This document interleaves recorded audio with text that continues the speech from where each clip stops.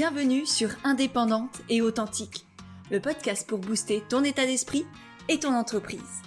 Je suis Pêche et j'accompagne les entrepreneurs à croire en elles, à développer leur activité et à garder un état d'esprit positif et motivé. Chaque mercredi, je te partage des conseils autour de l'entrepreneuriat, une réflexion de développement personnel ou encore l'interview d'une femme inspirante qui te partagera sa vision de la vie et de l'entrepreneuriat. Et aujourd'hui, j'ai envie de partager avec toi 5 leçons clés pour développer une entreprise pérenne et alignée. Ce sont vraiment 5 apprentissages que j'ai eus cette année en 2020 et qui m'ont vraiment été essentiels, fondamentaux dans mon entreprise, dans tout ce que j'ai pu développer. Et du coup, je me suis dit qu'en cette fin d'année, j'allais partager tout ça avec toi parce que vraiment, ce sont 5 choses que j'aurais aimé savoir quand je me suis lancée ou même il y a quelques mois, quelques années, avant de faire certaines erreurs, avant d'avoir certains comportements, certaines pensées qui m'ont été vraiment néfastes pendant très longtemps et que j'aurais pu éviter si on me les avait données au préalable. Et du coup, j'espère qu'en les entendant aujourd'hui, tu éviteras de les faire à ton tour. Et juste avant de partager avec toi ces 5 conseils, je tiens à remercier Mélanie Esnar, qui est naturopathe et qui a partagé le dernier épisode de podcast dans sa stories sur Instagram. Merci beaucoup Mélanie, parce que c'est vraiment grâce aux personnes qui partagent le podcast, qui en parlent autour d'eux, que je continue de le faire, que je me sens utile et que je sais que ça aide de plus en plus de personnes. Donc merci Mélanie et merci à toi si tu fais la même chose ou si là maintenant tu prends quelques secondes aussi pour partager le podcast dans tes stories Instagram. Et si c'est le cas, n'hésite pas à me taguer, ça me permettra de te voir, de te remercier et de te repartager. Et sur ce, on passe tout de suite à la première des 5 leçons que j'ai envie de te transmettre aujourd'hui, qui est que se connaître est à la base de tout. L'essentiel quand on est entrepreneur, c'est pas d'avoir des super offres, c'est pas d'avoir des super publicités sur Facebook. La base de la base, c'est de savoir qui l'on est vraiment, au fond, pas ce que la société a voulu nous faire croire que nous étions, mais vraiment qu'est-ce qui se cache au fond de nous. Alors bien sûr, apprendre à se connaître, c'est un long chemin, c'est une vraie aventure, ça prend toute une vie, et c'est pas en lisant quelques bouquins et en faisant 3 minutes d'introspection pendant une semaine qu'on va réussir à se connaître. Par contre, plus on apprend à se connaître, plus on se découvre de l'intérieur, plus on s'ouvre. On s'ouvre à soi, on s'ouvre aux autres, on s'ouvre à la vie, tout simplement. Et plus on apprend à se connaître aussi, et moins on a peur. Parce qu'on n'a plus peur de l'extérieur, parce qu'on sait que, quoi qu'il arrive, on a tout ce qu'il faut à l'intérieur. Et du coup, on arrête de vouloir se cacher, on arrête de vouloir être parfait, on arrête de vouloir juste être quelqu'un de lumineux et de ne pas vouloir voir ses parts d'ombre. Et du coup, on apprend aussi à être humble, à avoir la force qu'il y a en nous et à être authentique, tout simplement. Et pour moi, cette question d'humilité, j'ai juste envie de revenir dessus parce qu'elle est vraiment essentielle. Être humble, je sais que pour beaucoup de personnes, ça signifie ne rien dire, se cacher, se taire, etc. Mais en réalité, être humble, c'est simplement être à sa juste place. C'est avoir conscience, effectivement, qu'on a des choses à travailler, des failles, peut-être des défauts comme on les appelle, mais c'est aussi et surtout avoir confiance en soi, avoir conscience de ses forces, de ses qualités, de sa lumière, de tout ce qu'on a apporté au monde. Donc c'est pas se rabaisser constamment, être humble. C'est juste et simplement avoir trouvé sa juste place. Et ça, c'est en apprenant à se connaître qu'on arrive à la trouver. Le fait d'apprendre à se connaître, ça permet aussi de gagner confiance en soi, de prendre conscience, encore une fois, comme je le disais il y a quelques instants, de prendre conscience de tout ce dont on est capable, de détruire les barrières mentales que l'on s'est soi-même créées et qui nous empêchent d'être pleinement nous-mêmes. Donc, plus on apprend à se connaître, plus on voit tout ce qu'il y a en nous, et plus on prend conscience qu'en fait, on est incroyable, on est un peu magique, on est des êtres lumineux, on a plein de choses à apporter à cette planète et aux autres, et qu'on n'a pas le droit de se cacher, qu'on n'a pas le droit de les garder pour soi, et qu'il va falloir les partager d'une manière ou d'une autre.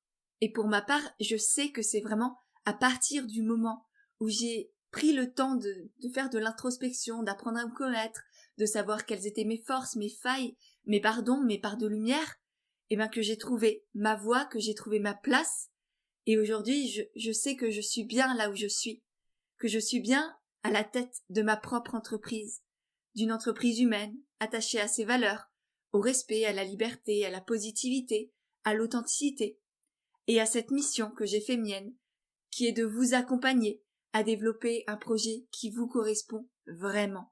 Et aussi, bien sûr, vous aider à sortir des cases, à être pleinement et simplement vous-même et prendre conscience de tout ce que la société vous a peut-être inculqué et tout ce qu'on pensait être soi et qui en réalité ne l'est pas vraiment.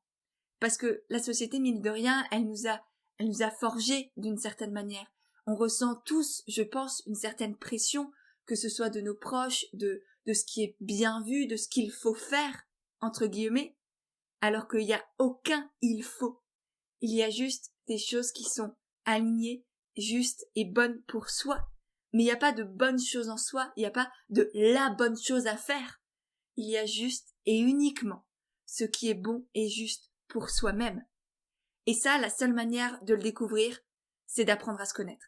Et c'est pour ça d'ailleurs que dans tout ce que je fais, la première partie, que ce soit par exemple dans la formation comme naturelle, dans mes coachings, même dans mes posts Instagram, que je vous parle autant de l'importance du développement personnel, de l'état d'esprit, de tout ça, c'est parce que c'est ça les fondements de tout d'une entreprise qui est pérenne, qui est utile, qui est alignée, et qui du coup vous permettra aussi de vous épanouir pleinement. Parce qu'en réalité, il n'y a rien de plus simple que d'être soi, quand on écoute son cœur et qu'on se laisse la place d'être, qu'on arrête d'être obnubilé par les il faut que, par le et si truc bidule pense que, et qu'est-ce qu'on va dire de moi, etc.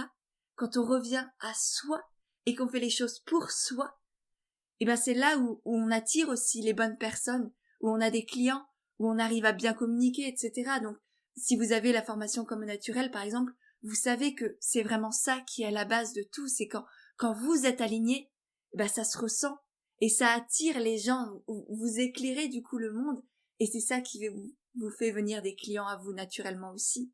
Donc voilà, la première leçon, c'est de se connaître. Et la deuxième leçon, qui va parfaitement compléter la première, c'est l'importance de la confiance en soi, qui est pour moi la clé de la réussite. C'est la seule et l'unique. Tout ce qu'il vous faut pour réussir dans la vie, c'est avoir confiance en vous.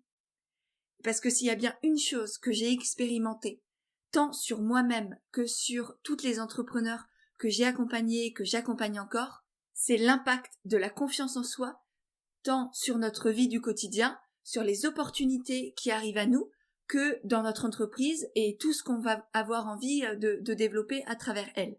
Alors bien sûr, la confiance en soi, ça n'efface pas les peurs, ça n'évite pas les problèmes et ça ne supprime pas les doutes. Mais par contre, ça permet de se rassurer, de se relever et d'avoir la force de continuer et d'avancer malgré tout et quelle que soit la situation. C'est un peu comme si c'était une bulle de protection qui nous protégeait justement de la peur du jugement des autres, des moqueries, des remises en question qui viendraient de l'extérieur, sans aucune raison. Parce que mine de rien, la confiance en nous, la confiance en soi, elle nous rappelle que les angoisses et les croyances des autres ne sont pas les nôtres, et que la seule vie qui vaut la peine d'être vécue, c'est la nôtre. Et pour moi, en fait, elle me donne des ailes. Cette confiance en moi que j'ai réussi à développer à travers le temps, mine de rien, à travers les expériences, à travers le fait d'oser faire les choses, de passer à l'action. Et tout ça, c'est vraiment des ailes qui me permettent de m'envoler et qui m'ont autorisé à vivre vraiment, à vivre pleinement, intensément et densément. Et c'est vraiment ça que j'ai envie de partager à travers tout ce que je crée, que ce soit les posts sur Instagram, les podcasts, mais aussi et surtout la formation comme au naturel et le coaching de groupe dans lesquels la confiance en soi a une place cruciale.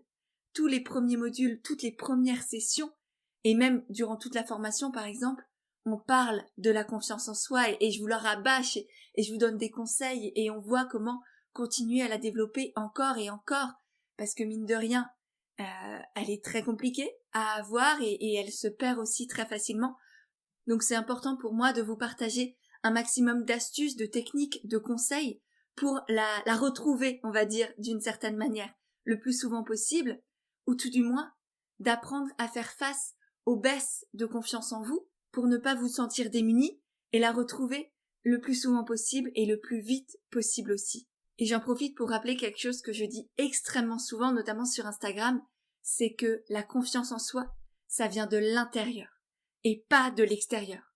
Elle doit venir vraiment de nous, c'est la confiance en soi. C'est pas pour rien que s'il y a ce petit en, c'est en nous qu'elle est, qu'elle vit, qu'elle doit naître, qu'elle doit continuer de grandir et que rien ni personne ne peut avoir la main dessus. Nous sommes les seuls à pouvoir la maîtriser, à pouvoir la développer, la vivre, la ressentir.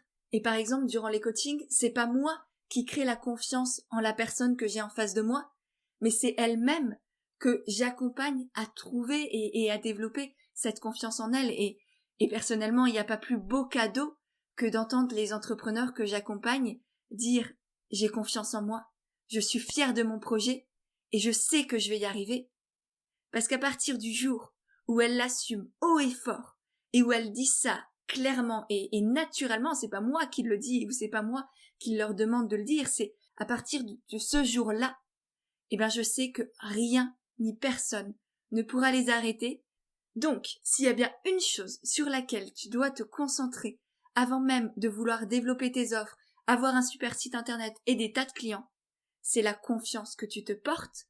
Parce que comme je le disais aussi tout à l'heure, c'est justement à travers la connaissance de toi et la confiance et l'amour que tu as pour toi que tu toucheras les gens et que tu auras des clients, que tu pourras aller au bout de tes ambitions aussi et que tu te sentiras invincible tout simplement et que rien ni personne ne t'arrêtera, même les difficultés, même les doutes, les peurs, tout ce que tu vas rencontrer tout au long de ta vie d'entrepreneur, tu sauras le surmonter grâce à cette confiance que tu te portes. Alors oui, je sais que dit comme ça, tu peux te dire « Oui, t'es bien mignonne, t'es bien gentille ma petite, mais comment je fais, moi, pour gagner confiance en moi ?»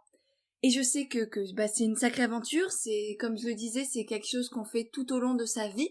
Il n'y a pas de recette magique, il n'y a pas de solution miracle. Par contre, je suis persuadée qu'à partir du moment où tu décides de gagner confiance en toi, où tu fais des recherches, où tu apprends petit à petit, tu avances, que tu consultes les bonnes ressources, que tu suis des personnes qui te font du bien, que tu travailles sur toi, que tu acceptes aussi de voir des parts de toi qui te font peur aujourd'hui, que tu te sépares aussi peut-être de certaines personnes, que tu prends du recul sur tes réflexions, tes pensées, ta manière d'être, ta manière d'agir, tout ce que tu dis, etc., ton environnement, petit à petit, en travaillant sur tous tes domaines de vie, sur notamment qui t'entoure dans ton entreprise par exemple, et c'est en faisant ce travail-là, pendant peut-être des mois, des années sûrement, tu vas y arriver. Il n'y a aucun doute. Pour moi, tout le monde peut avoir confiance en soi.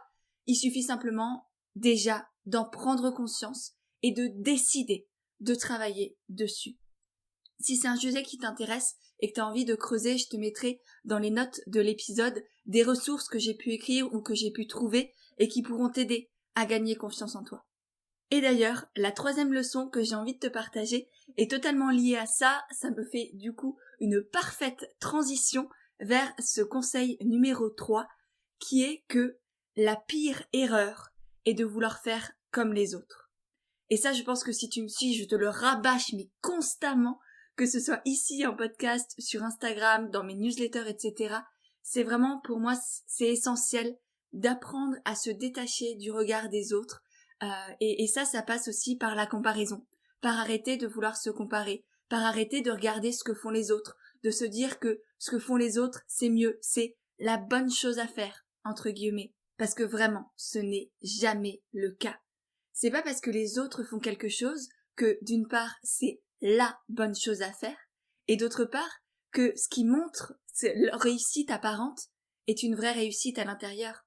Tu n'en sais rien, donc il faut vraiment se détacher de ce que les autres font et se demander qu'est-ce qui est bon et juste pour moi, qu'est-ce qui est la bonne chose à faire, mais pour moi.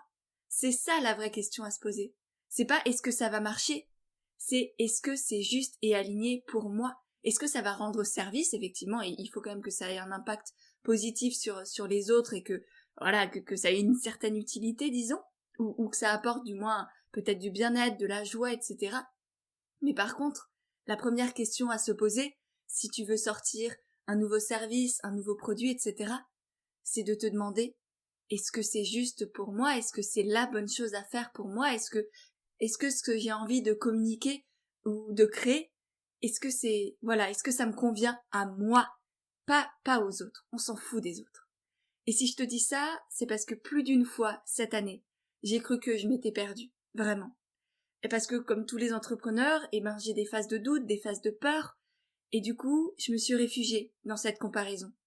J'ai regardé ce que faisaient les autres coachs d'entrepreneurs à succès, entre guillemets, tu vois, les gens qu'on voit sur les réseaux sociaux. Je me suis demandé, comment ils font, qu'est-ce qu'ils postent sur Instagram? Quelles sont leurs offres? Comment ils communiquent? Sauf que, en réalité, je me suis très très vite rendu compte, parce que j'ai essayé de faire du copier-coller, enfin, pas vraiment du copier-coller, mais j'ai essayé de m'inspirer d'eux, si tu veux, d'une certaine manière. Je me suis dit, tiens, ça c'est une bonne idée, si je faisais un petit truc qui ressemble. Et en réalité, je me suis rendu compte que faire ce petit truc qui ressemble, c'est pas moi, parce que ça ressemble à l'autre, mais ça ressemble pas à moi. Et vraiment, j'ai cette sensation de désalignement que j'ai ressentie, notamment en début d'année. C'était jamais de ma vie, j'ai envie de la ressentir à nouveau, parce que c'est pas pour ça que je suis devenue entrepreneur. Si je suis entrepreneur aujourd'hui, c'est pour vivre une vie qui me correspond, où je suis à ma place, où je me sens épanouie, heureuse, où je me sens utile, où je saute du lit le matin. C'est pas pour faire un copier-coller de ce que peuvent faire d'autres personnes. Et en même temps, je sais que, du 1, je ne suis absolument pas la seule, parce que toutes les entrepreneurs que j'accompagne passent aussi par cette phase-là. Donc, entre guillemets, c'est normal, parce que la société nous a appris à nous comparer constamment. Donc, on peut pas se blâmer, ça sert à rien de s'en vouloir, de culpabiliser, d'avoir honte ou quoi que ce soit. Il faut juste, encore une fois, en prendre conscience, savoir qu'on fait ça pour se rassurer, tout simplement, parce qu'on a envie que ça marche. Donc, c'est une bonne chose en soi, d'avoir envie que ça marche. Il faut juste le faire de la bonne manière. Et non pas dans une énergie de peur et de manque, parce que d'une part, c'est pas agréable pour nous, mais en plus, cette énergie de peur et de manque, elle va se ressentir dans ce que tu vas créer, dans tes offres, dans tes communications, dans peut-être tes posts sur Instagram, tes newsletters, tes flyers, ce que tu utilises pour communiquer, ça va se ressentir que t'es pas à l'aise, que ça te ressemble pas. Et ça va pas t'amener des clients, au contraire, ça va rebuter les gens.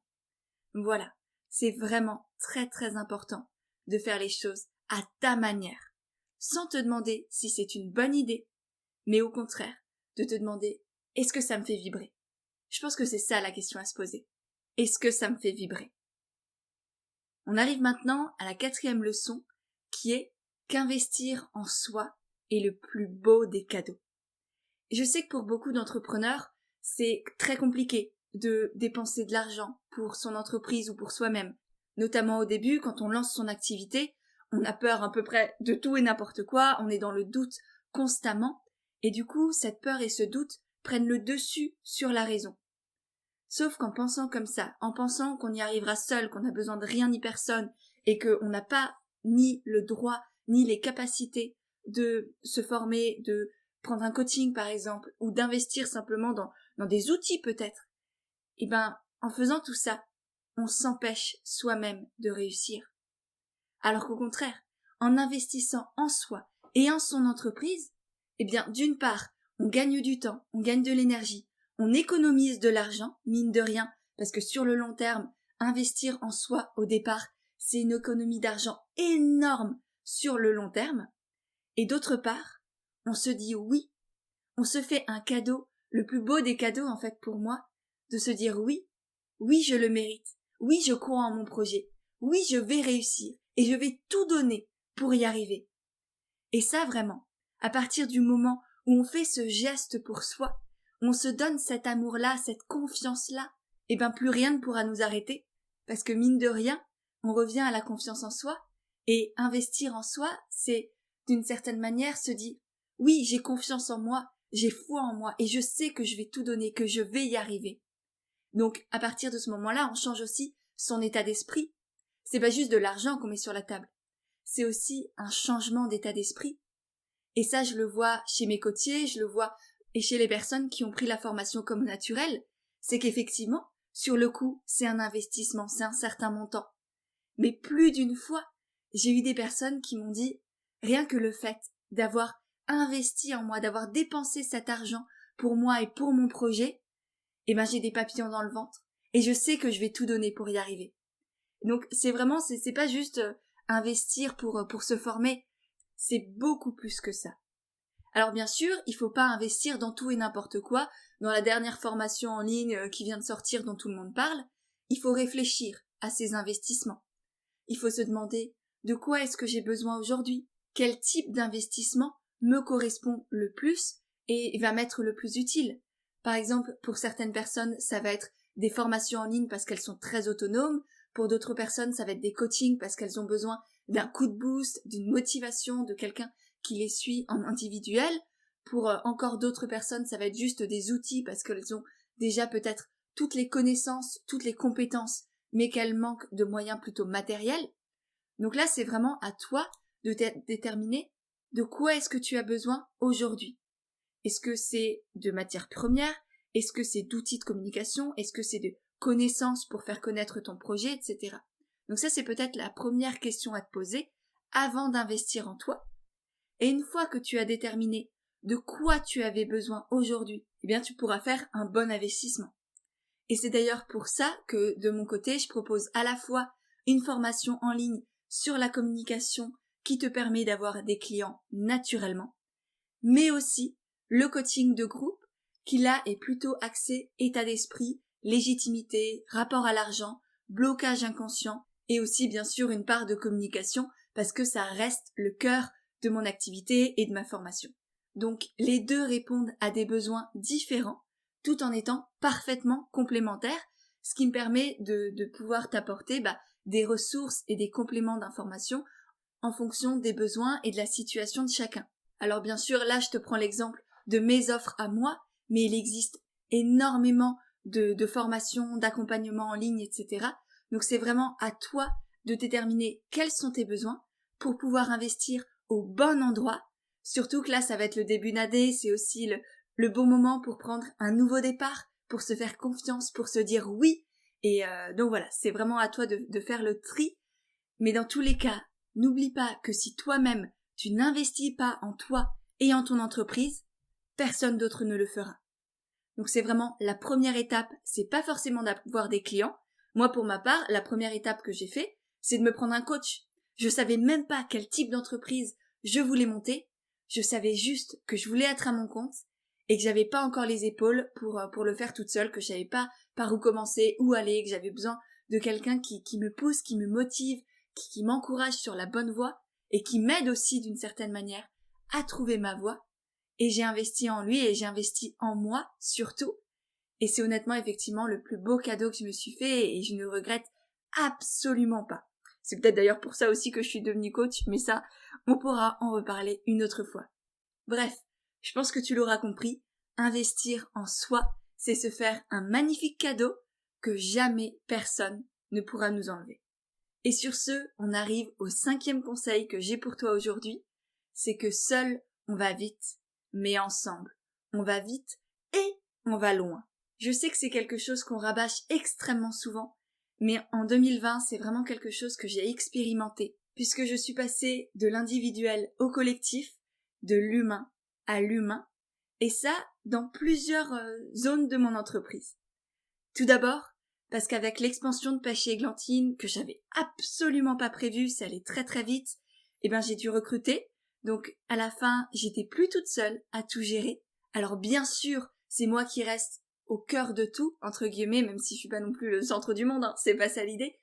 Mais c'est toujours moi qui enregistre mes podcasts, qui écrit mes posts Instagram, qui vous répond par email sur Instagram, qui écrit les articles de blog. Enfin, je continue de faire, on va dire, 80% du travail que je faisais avant dans mon entreprise, donc j'ai les doigts un peu partout. Mais par contre, j'ai pu déléguer certaines choses où je n'avais pas de capacité phénoménale, des choses qui n'étaient pas dans ma zone de génie, qui n'étaient pas là où j'apportais vraiment de la valeur. Donc j'ai par exemple commencé à déléguer la création de visuels, le montage de vidéos et de podcasts, la gestion de mon compte Pinterest. Donc tu vois, des petites choses comme ça qui, ne sont pas gigantissimes, mais qui par contre prennent quand même énormément de temps, énormément d'espace mental. Et donc tout ce temps et cet espace mental que j'ai gagné, ça me permet d'être encore plus focalisée et encore plus présente pour toi, pour vous, pour créer, pour vous motiver, pour accompagner aussi mes coachés, mine de rien, notamment avec la janvier qui arrive et le retour de la formation et des coachings de groupe. Je vais avoir besoin d'être encore plus présente. Et donc ça, c'est vraiment un immense soulagement. Et l'autre grand bouleversement qui a apporté plus de collectif dans mon entreprise, ça a été le passage du coaching individuel au coaching de groupe, qui là a vraiment été une véritable révélation pour moi, où je m'éclate d'une part, mais aussi et surtout, je vois les résultats juste incroyables des personnes que j'accompagne, parce que ce type d'accompagnement, il est magique. Pour moi, il est un peu magique. D'une part, parce qu'il permet aux participantes d'avoir tous les bénéfices du coaching individuel, puisque je connais leurs projets, leurs blocages, leur personnalité, je les accompagne vraiment personnellement. Et en plus, elles ont avec ça la magie et l'énergie du groupe. Et ça, c'est ça qui change tout en fait. Parce que en étant dans cet accompagnement de groupe, elles peuvent échanger avec d'autres entrepreneurs qui partagent les mêmes difficultés, les mêmes doutes, mais aussi les mêmes valeurs et l'envie de changer les choses à leur échelle et selon leur personnalité. Elles ont toutes les mêmes ambitions en étant à chaque fois dans des domaines différents. Souvent, par exemple, il y a des naturopathes, il y a des profs de yoga, il y a des sophrologues, il y a des petites créatrices, il y a des illustratrices, il y a plein de beaux mondes et c'est magique parce que il se passe aussi souvent de très belles connexions entre les personnes. J'ai eu plusieurs fois des personnes qui ont ensuite monté des projets ensemble, que ce soit des ateliers, des formations, des produits, des choses comme ça.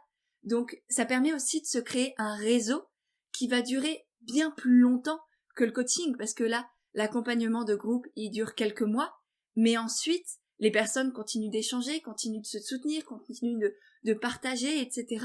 Et quand on sait à quel point l'entourage est fondamental quand on est entrepreneur, et notamment d'avoir aussi un entourage qui connaît ce que l'on vit au quotidien, presque rien que pour ça, le coaching de groupe est une vraie expérience transformatrice. Bref, je pense que tu l'auras compris, en 2020, j'ai vraiment pris conscience que l'entrepreneuriat est une aventure solidaire et non pas solitaire. Voilà pour mon petit bilan de l'année 2020 et de toutes ces leçons que je voulais partager. Au final, ce n'est ni le prix, ni les paillettes, ni les copier-coller qui t'aideront à développer ton projet et à avoir des clients. Bien au contraire. C'est en parlant avec confiance et fierté de tes offres et de tes produits que tu pourras créer une entreprise pérenne, rentable et surtout alignée avec qui tu es. Ce qui permet de vendre, c'est le plaisir partagé, c'est l'authenticité de la communication et l'alignement de l'entrepreneur avec son activité. Et c'est vraiment ça que tu dois mettre en avant, c'est ça que tu dois développer. Pas te focaliser sur la publicité Facebook à faire ou le site internet que tu dois créer. Ça peut être utile, mais c'est pas ça qui est fondamental. C'est pas ça qui pose les bases d'une bonne entreprise. L'important, c'est d'investir en soi, de bien s'entourer et d'avoir une communication authentique et efficace pour mettre en avant ton entreprise, toucher de nouveaux clients, tout en respectant tes valeurs et ton mode de vie. Donc, on arrête avec les il faut que. On arrête de se demander si c'est la bonne chose à faire et on revient à soi. On se demande, est-ce que ça nous fait vibrer? Est-ce que c'est utile? Et est-ce que ça a du sens pour nous? Voilà pour les 5 apprentissages que je voulais te partager aujourd'hui. J'espère vraiment que ça t'aura plu, que ça te permettra de débuter 2021 avec une belle énergie, en sachant quoi privilégier, en croyant en toi, en te faisant confiance, en investissant en toi et en donnant tout pour réaliser ton projet, parce que je sais que si tu m'écoutes, c'est que ton projet, il en vaut la peine et tu as l'obligation presque de croire en toi et de réaliser ce rêve qui te porte. Donc voilà, si cet épisode t'a plu, n'oublie pas de le partager sur Instagram en me mentionnant. N'hésite pas non plus à laisser une petite note et un commentaire sur ton application de podcast favorite, parce que c'est vraiment ça qui m'aide le plus à développer le podcast et à toucher de plus en plus de personnes. Je te mettrai aussi toutes les références de ce dont j'ai parlé notamment sur la confiance en soi, sur la légitimité, bref, la comparaison aussi. Je te mettrai plein de petites ressources dans les notes de l'épisode et sur l'article de blog relié à tout ça. Donc n'oublie pas d'aller voir là tout de suite maintenant. Et sur ce, eh bien je te dis à mercredi prochain pour un nouvel épisode d'Indépendante et Authentique.